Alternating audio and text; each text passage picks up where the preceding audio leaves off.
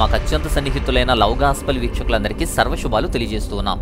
యేసుక్రీస్తు వారి మరణ బలియాగపు ప్రక్రియలో జరిగిన విశేషాలన్నిటినీ కూడా ఒకదాని తర్వాత ఒకటి స్టెప్ బై స్టెప్ అన్నీ కూడా క్రమంగా అమర్చి వాక్య ప్రకారం వాక్యంలో ఏదైతే ఉన్నదో వాటిని క్రమంగా ఒకదాని తర్వాత ఒకటి గెత్సెమనే తోట నుంచి గోల్గోతా వరకు కూడా వాటి యొక్క క్రమాన్ని ఈ వీడియోలో వివరించబోతున్నాం. దీంతోపాటు వయా డోలోరోసాలో ఉన్నటువంటి 14 స్టేషన్స్ గురించి కూడా ఆ క్రమాన్ని కూడా మనం వివరించబోతున్నాం. సో ఈ వీడియోని పూర్తిగా చూడండి. యేసుక్రీస్తు వారి ప్రాణత్యాగం, ఈ శిలువ బలియాగం కూడా ఎలా అర్థం చేసుకోవాలో, ఒకదాని తర్వాత ఏం జరిగాయో మనకు ఈజీగా అర్థం చేసుకోవడానికి ఇవన్నీ మనకు ఉపయోగపడతాయి. సో గెత్సెమనే తోట నుంచి గోల్గోతా వరకు జరిగిన క్రమాన్నంతా కూడా స్టెప్ బై స్టెప్ నేను వివరిస్తాను. ఈ శిలువ బలియాగంలో, ఈ ప్రాణత్యాగంలో ప్రారంభం గెత్సెమనే తోట నుంచే ప్రారంభించబడింది.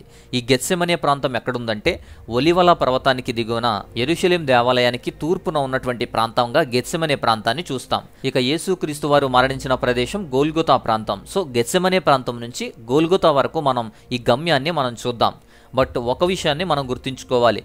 మనం ఒక స్థలాన్ని కానీ ఒక ప్లేస్ని కాదు, ఒక వ్యక్తిని ఆరాధిస్తున్నాం, ఒక వ్యక్తి గురించి మాట్లాడుతున్నాం. మనకు ఆయన ముఖ్యము, ఆయన ప్రాణత్యాగం ముఖ్యం. కాబట్టి ఎక్కడ జరిగిందో, ఏమి జరిగిందో, ఏ ప్రాంతంలో జరిగిందో ఆ ప్లేస్ కాదు మనకు ప్రాముఖ్యం.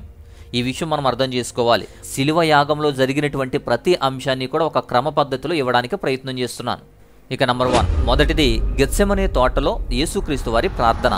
ఈ గెత్సెమనే తోటలోనే ఈ ప్రార్థన చేస్తూ తన యొక్క ప్రయాణాన్ని స్టార్ట్ చేశారు యేసుక్రీస్తు వారు. మత్తయి సువార్త 26వ అధ్యాయము 36 నుండి 38 వాక్యాల ప్రకారము గెత్సెమనే తోటలో శిష్యులతో పాటు యేసుక్రీస్తు వారు కూడా వెళ్ళారు. యేసుక్రీస్తు వారు అక్కడ ఒంటరిగా ఆయన ప్రార్థన చేసిన విషయాన్ని మనం చూస్తాం. అక్కడ ఒక ప్రాముఖ్యమైన వచనాన్ని చూస్తాం. 38వ వాక్యంలో చూడండి. అక్కడ ఆయన ప్రాణము బహు దుఃఖముతో మునిగిపోయింది. ఎలా అంటే మరణమగునంతగా అని. ఇక్కడ మనం అర్థం చేసుకోవాల్సిన పాయింట్, గెత్సెమనే తోటలోనే ఆయన మరణం యొక్క లోతును, ఆ డెప్త్ను అనుభవించాడు. అందుకే ఆయనకి బ్లూడీ స్వెట్, రక్తంతో కలిసినటువంటి ఒక చెమట వస్తుంది. అలాగే తన ప్రాణము మరణమగునంతగా తన ప్రాణము ఆయాసపడింది, అక్కడ వేదన పడింది. అంటే ఆ డెప్త్ని ఆ ప్రార్థనలోనే అనుభవించాడు. సో యేసుక్రీస్తు వారు ప్రార్థనతోనే తన శ్రమను ప్రారంభించాడు. గెత్సెమనే తోటలో యేసుక్రీస్తు వారు ప్రార్థనతో తన ప్రయాణాన్ని ప్రారంభించిన మొదటి అంశం అది. రెండవ పాయింట్, రెండవది గెత్సెమనే తోటలో ఆయన అప్పగించబడడం. యేసుక్రీస్తు వారు గెత్సెమనే తోటలో ఆయన శిష్యులతో ఉన్నప్పుడు, ఆయన ప్రార్థన చేసుకున్నప్పుడు, ప్రార్థన అయిన వెంటనే కూడా జరిగిన అంశం ఏంటంటే గెత్సెమనే తోటలో ఆ రాత్రిపూట శిష్యులు ఉండగానే అప్పగించబడ్డాడు, అరెస్ట్ అయ్యాడు. మత్తయి సువార్త 26వ అధ్యాయం 47వ వాక్యం ప్రకారం ఆయన మాట్లాడుతున్నప్పుడు శిష్యుల్లో ఒకడైనటువంటి యోధా వచ్చాడు. అతనితో పాటు ప్రధాన యాజకులు, పెద్దలు కూడా కత్తులు కర్రలు పట్టుకున్న ఒక సమూహం కూడా వచ్చింది. సో వారిని వెంటబెట్టుకుని యోధా వచ్చి యేసుక్రీస్తు వారికి ముద్దు పెట్టి ఆయన్ను అప్పగించారు. ఇదంతా తెలిసినటువంటి యేసుక్రీస్తు వారు యోధాతో నువ్వు ఏది చేయాలనుకుంటున్నావో అది చెయ్యి అని యోధాను వదిలేస్తారు. అయితే అక్కడ యేసుక్రీస్తు వారు పట్టబడడం, ఆయన పట్టుకోవడం చూసినటువంటి శిష్యులు కోపోద్రికులై వారితో యుద్ధం చేసి వారిని కొట్టారు. అలాగే పేతురు లాంటి వాళ్ళు వచ్చి కత్తి దూసి ప్రధాన యాజకుని యొక్క ఒక దాసుడు ఉన్నాడు, ఆ దాసుడు మల్కు అనేటువంటి వాడు, వాని యొక్క చెవి తెగ నరికారు. కత్తి పట్టుకుని వారందరూ కత్తి చేతని నశింతురు అనేటువంటి వాక్యంతో వారిని కంట్రోల్ చేసి ఆయన వారికి అప్పగించబడ్డాడు. ఆయన లొంగిపోయారు. సో ఆయన అప్పగించేటువంటి సందర్భం. నెక్స్ట్ మూడవది, యేసుక్రీస్తు వారిని అలా పట్టుకున్న తర్వాత ప్రధాన యాజకుడు, ఆ సమయంలో యెరూషలేం యొక్క ప్రధాన యాజకుడు కయాప. ఈ కయాపాకు మామ అయినటువంటి అన్న అనేటువంటి ఒక వ్యక్తి ఉన్నాడు. ఆ అన్న అనేటువంటి వ్యక్తి దగ్గరకు తీసుకొచ్చారు. మొదటగా కయాప దగ్గరకు తీసుకువెళ్ళలేదు, ఆయన మామయ్య అయిన అన్న యొద్దకు తీసుకొచ్చారు. యోహాను సువార్త 18వ అధ్యాయము 12 నుంచి 13 వాక్యాలు తీసుకున్నప్పుడు ఆ సైనికులు, ఆ గుంపువారు, అధిపతులు, యూదుల అధికారులంతా కలిసి యేసుక్రీస్తు వారిని తీసుకువచ్చి అన్న అనే వ్యక్తి దగ్గరికి తీసుకొచ్చారు. ఎందుకంటే ఆ సంవత్సరంలో ప్రధాన యాజకుడైన కయాపాకు మామ అనే వాక్యంలో సెలవిచ్చారు. ఇక నాలుగో విషయం, యేసుక్రీస్తు వారిని ప్రధాన యాజకుడైనటువంటి కయాపా దగ్గరకు తీసుకువచ్చారు. మత్తయి సువార్త 26వ అధ్యాయము 57వ వాక్యం ప్రకారం యేసుక్రీస్తు వారిని పట్టుకున్న వారంతా కూడా ప్రధాన యాజకుడైన కయాపా దగ్గరకు తీసుకుని వెళ్లారు. అక్కడే శాస్త్రులు, పెద్దలు, పరిసర్యులు అంతా కూడా అక్కడ కూడి ఉన్నారు. తర్వాత ఐదవది, కయాపా ఇంట్లోనే పేతురు 3 సార్లు బొంకిన విషయాన్ని చూస్తాం. కయాపా ఇంట్లో యేసుక్రీస్తు వారు ఉన్నప్పుడు ఈ పేతురు, యోహాను, ఇలా యాకోబు కొంతమంది శిష్యులు ప్రధాన యాజకునికి కొంచెం సమీపంగా ఉన్నందున అక్కడ వరకు కూడా రావాల్సి వచ్చింది. వారు దొంగతనంగానో తెలియకుండా వచ్చారు. వచ్చిన తర్వాత ఏమి జరుగుతుందో చూడాలని వెతుకుతున్న సమయంలోనే అక్కడ వారిని ప్రశ్నిస్తున్నప్పుడు లూకాసు వార్త 22వ అధ్యాయము 61, 62 వాక్యాలు మనం చూసినప్పుడు, కోడి కూయక ముందే నీవు నన్ను తెలియదు అని 3 సార్లు అంటావని యేసుక్రీస్తు వారు తనతో చెప్పినటువంటి మాట పేతురు జ్ఞాపకం తెచ్చుకొని అక్కడికి వెళ్ళి తీవ్రంగా ఏడుస్తాడు. 62వ వాక్యంలో ఆయన చాలా బాధపడినట్లు అక్కడ మనం చూస్తాం. అలా 3 సార్లు బొంకిన విషయాన్ని అక్కడ కనబడుతుంది. ఇక నెక్స్ట్ 6వది, కయాప ఇంట్లోనే యేసుక్రీస్తు వారు కొట్టబడడం. ఈ మత నాయకులందరూ కూడా కోపోద్రికులై కయాప ఇంట్లోనే యేసుక్రీస్తు వారిని ఖండించి ఆయన్ని తీవ్రంగా కొట్టారు. మత్తయి సువార్త 26వ అధ్యాయము 65 నుంచి 68 వాక్యాలు చూస్తున్నప్పుడు, ఆ సమయంలోనే ప్రధాన యాజకుడు తన వస్త్రాలను చింపుకొని ఇతను దేవదూషణ చేశాడు కాబట్టి ఇతని గురించి సాక్ష్యాలు కానీ ఇతనికి సాక్ష్యాలు కానీ మనకు అవసరం లేదు అని చెప్పి న్యాయశాస్త్రం పాటించకుండా పక్షపాతంగా ఆయన్ను శిక్షించారు. అక్కడ వారిని కొట్టారు కూడా. సో ఇతను మరణానికి పాత్రుడు అని, శిక్షించాలి అని, చంపేయాలని అక్కడే నిర్ణయించుకున్నారు. అక్కడే ముఖం మీద ఉమ్మివేసి ఆయన్ను గుద్దారు, ఆయన్ను కొట్టారు. ఆయన్ను అరచేతిలో కొట్టి, క్రీస్తు నిన్ను కొట్టినవాడెవడో చెప్పు అని చెప్పి అల్లరి కూడా చేశారు. అలా వెక్కిరించి ఆయన్ను హేళన చేసి ఆయన్ను కొట్టి ఉమ్మివేసి గుద్ది ఇష్టం వచ్చిన విధంగా ఆయన హింసించారు. ఇక నెక్స్ట్ నెంబర్ 7, 7వది, యేసుక్రీస్తు వారు చెరలో ఉండడం, చెరసాల్లో బంధించబడడం. యేసుక్రీస్తు వారిని ఈ విధంగా హింసించి చిత్రహింసలు చేసి వారికి ఒప్పుకున్నంతసేపు ఆయన్ను బాధించిన తర్వాత ఆ రాత్రి చెరసాల్లో మిగిలిన సమయాన్నంతా కూడా గడపమని ఆయన్ను బంధించి ఉంచారు. ఇక నెక్స్ట్ 8వది, పిలాతు దగ్గరకు తీసుకురావడం. కయాప ఇంటిలో అక్కడి నుంచి తెల్లవారుజామున, మరుసటి రోజు తెల్లవారుజామున యేసుక్రీస్తు వారిని తీర్పు తీర్చడానికి పిలాతు ముందు నిలబెట్టారు. ఎందుకంటే మరణశిక్ష విధించేటువంటి అధికారం ప్రధాన యాజకునికి లేదు కాబట్టి పిలాతు దగ్గరకు తీసుకొచ్చారు. యోహాను సువార్త 18వ అధ్యాయము 28వ వాక్యం ప్రకారము కూడా యేసుక్రీస్తు వారిని కయాప ఇంటి నుంచి అధిపతి కార్యాలయానికి పిలాతు దగ్గరకు తీసుకువచ్చారు. అయితే 28వ వాక్యంలో అధికార మందిరానికి యేసుక్రీస్తు వారిని తీసుకువచ్చారు కానీ అక్కడ ఉదయం అయింది, తర్వాత రోజు ఉదయం అయింది గనుక వారు పస్కాను భుజించాలి కాబట్టి వారు మైలు పడకుండా అధికార మందిరంలోకి వెళ్ళలేదు. అక్కడ అధికార మందిరంలోకి వెళ్ళడానికి కూడా వారు సంకోచించారు. వారు అంత నిష్టగా పస్కాను భుజించాలి అని చెప్పి ఆచరిస్తున్నారు. అధికారిక మందిరానికి అప్పచెప్పడం అంటే వారి కస్టడీలోకి తీసుకోవడం అని. ఆ తర్వాత 9వది, నెక్స్ట్ శిష్యుడైనటువంటి యోధా చనిపోవడం. యేసుక్రీస్తు వారిని ముద్దు పెట్టుకుని ఆయన నాణేలకు అమ్ముకొని యేసుక్రీస్తు వారి మరణానికి కారకుడైనటువంటి ఈ యోధ తను ఏం జరిగిందో గ్రహించిన తర్వాత ఎంత అన్యాయం యేసువారి మీద చేస్తున్నారని తెలుసుకొని దానికి కారణం తానే అనుకుని ప్రాయశ్చిత్తం పొంది ఏడ్చి ఆయన ఊరు పెట్టుకుని చనిపోతాడు. మత్తయి సువార్త 27వ అధ్యాయము 3 నుండి 5 వాక్యాలు చూస్తే గనక, నేను నిరపరాధ రక్తాన్ని అప్పగించి పాపం చేశాను అని ఏడ్చి ఆ తర్వాత ఆ వెండి నాణేలను ఆలయంలోకి విసిరేసి అతను వెళ్ళి ఊరు పెట్టుకొని చనిపోతాడు. తర్వాత 10వది, హేరోదు రాజు దగ్గరకు యేసుక్రీస్తు వారిని తీసుకురావటం. అంటే పిలాతు దగ్గర నుంచే మరల హేరోదు రాజు దగ్గరికి యేసుక్రీస్తు వారిని తీసుకువెళ్తారు. ఎందుకంటే పిలాతు దగ్గరికి తీసుకువెళ్ళినప్పుడు నీవు యూదుల రాజువా అని అన్నప్పుడు నీవన్నట్టే అని, ఈయన దైవదూషణ చేస్తున్నాడని, పైగా ఈయన్ను మరణశిక్ష వేయాలి అని చెప్పి వారంతా అడుగుతున్నప్పుడు ఈయనలో ఏ తప్పు కనపడలేదు.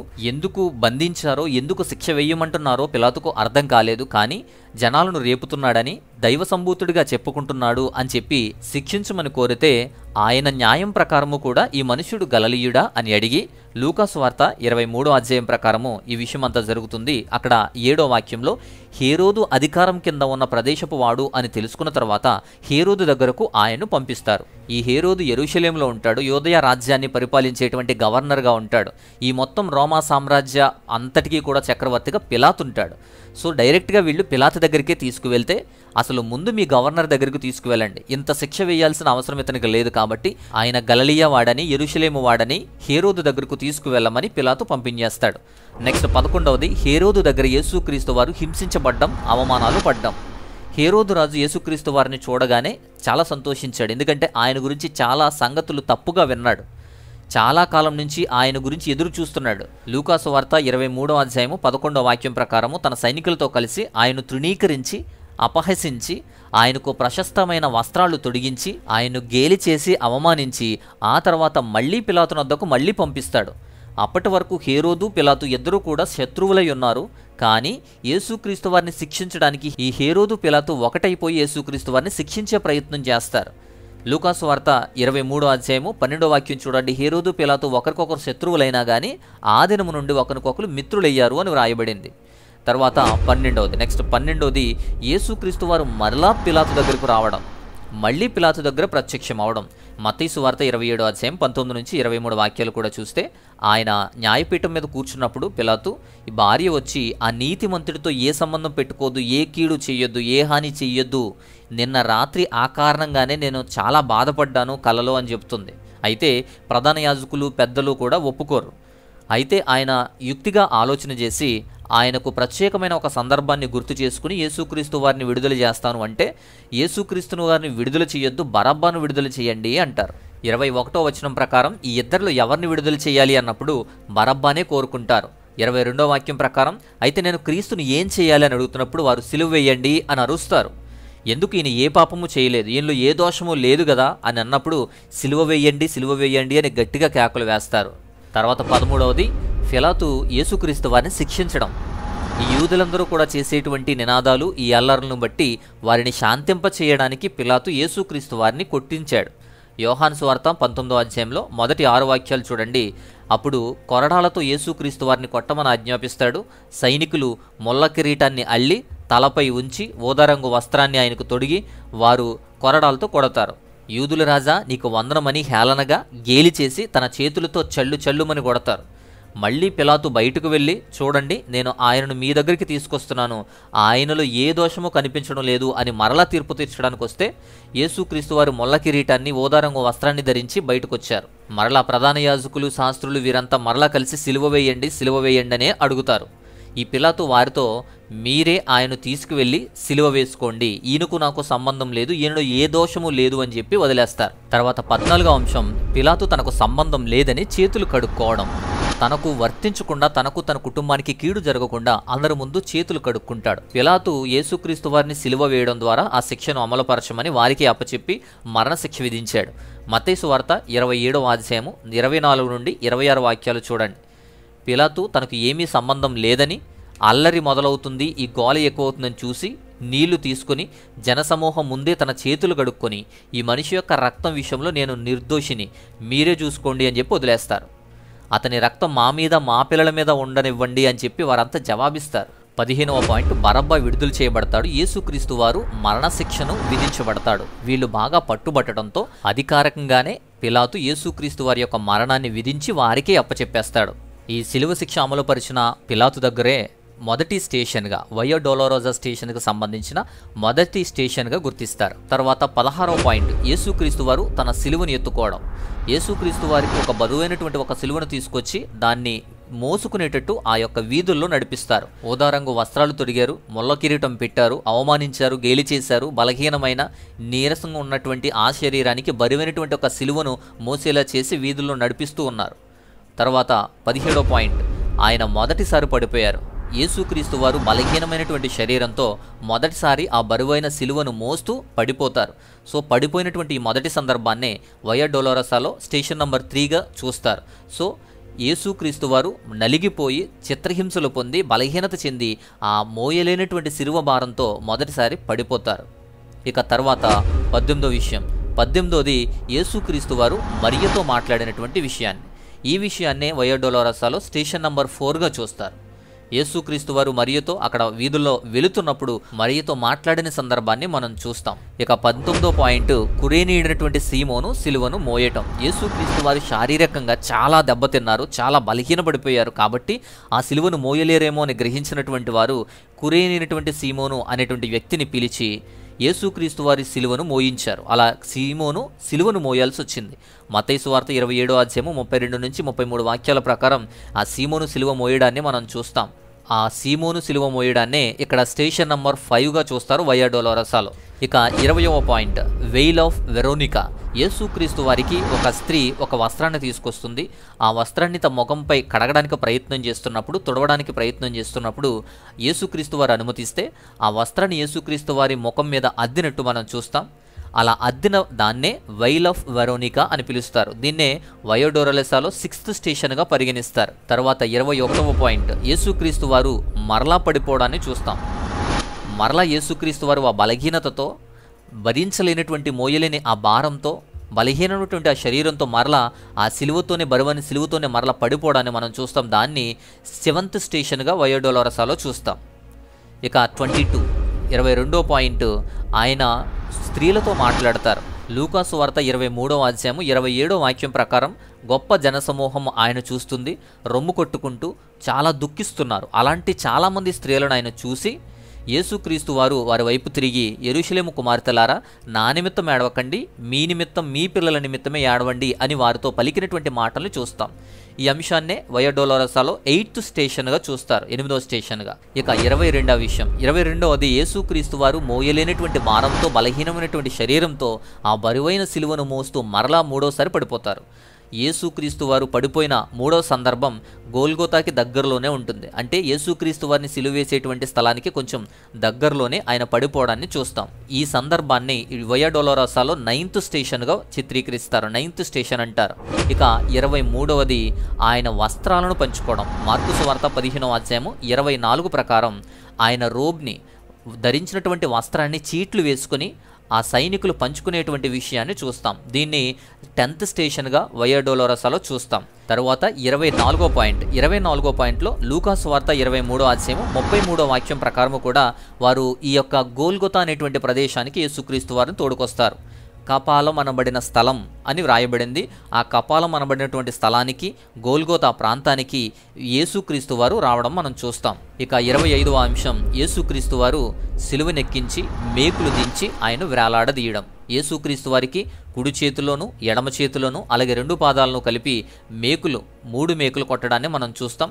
శరీరం లోపలికి చొచ్చుకుపోయే రక్తం కారేలాగా ఆ మేకులు దించబడ్డం అనేది మనం చూస్తాం. అది వర్ణించలేనటువంటి తీవ్రమైన బాధను తెలియజేస్తుంది. యేసుక్రీస్తు వారు చెక్కకు, ఆ సిలువకు చేతులకు మేకులు, కాళ్ళకు మేకులు కొట్టి వేలాడ తీస్తారు. ఆ బరువుకు కానీ, ఆ సిచ్యువేషన్స్కు కానీ, ఆ శరీరము ఆయన ఎలా భరించారో, ఎలా అలమటించిపోయారో అసలు ఊహించడానికి చాలా కష్టంగా ఉంటుంది. అలా మేకులు కొట్టేటువంటి విషయాన్నే 11th స్టేషన్గా వయా డొలోరసాలో చూస్తాం.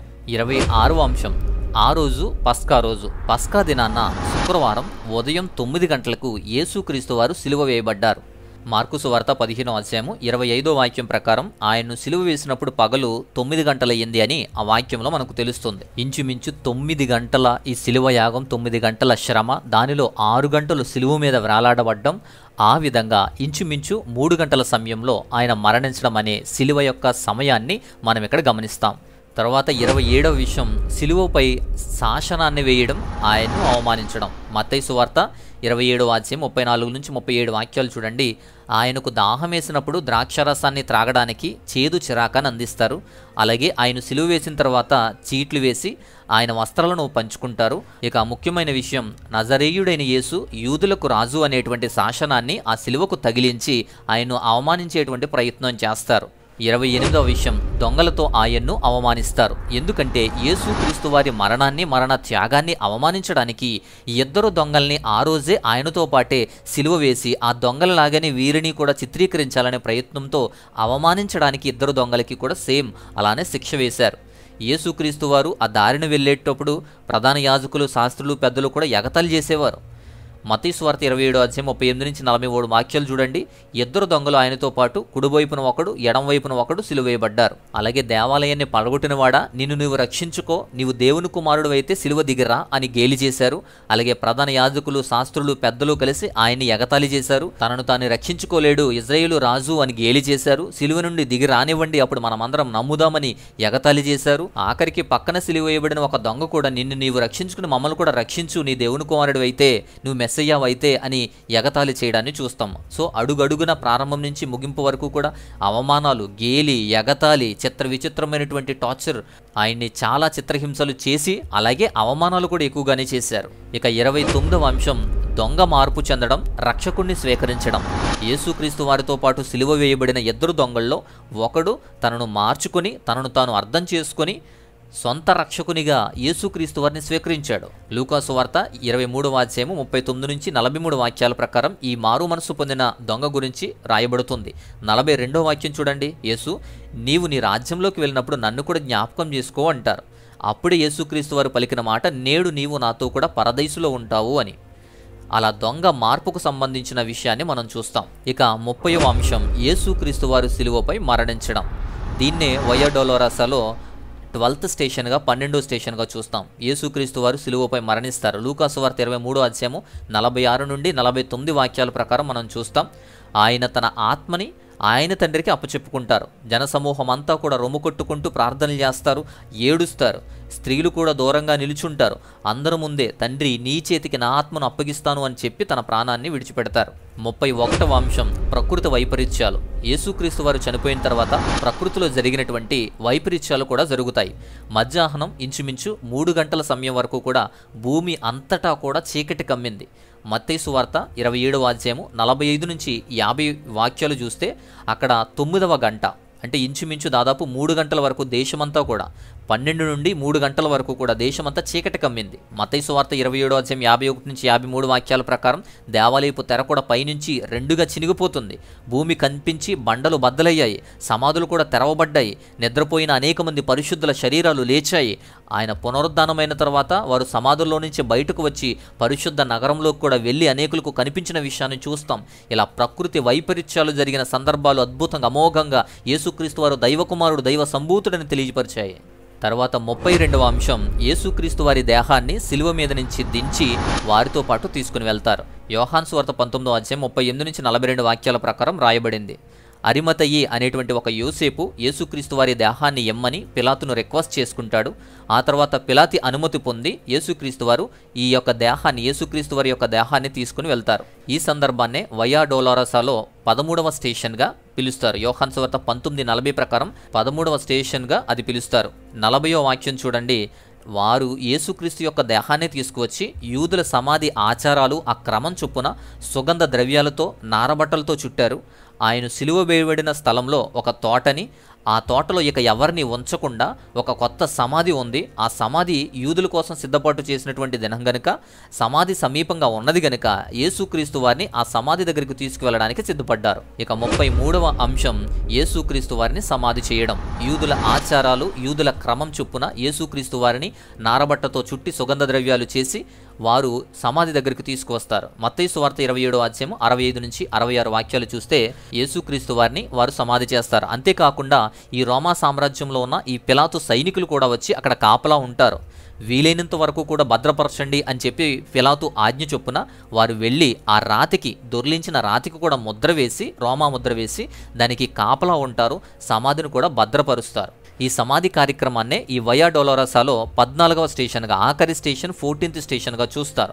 సో ఈ విధంగా ఈ 33 పాయింట్లు కూడా యేసుక్రీస్తు వారి యొక్క మరణ విధానం, ఆయన ప్రాణత్యాగం, శిలువ యాగం తెలియపరుస్తుంది.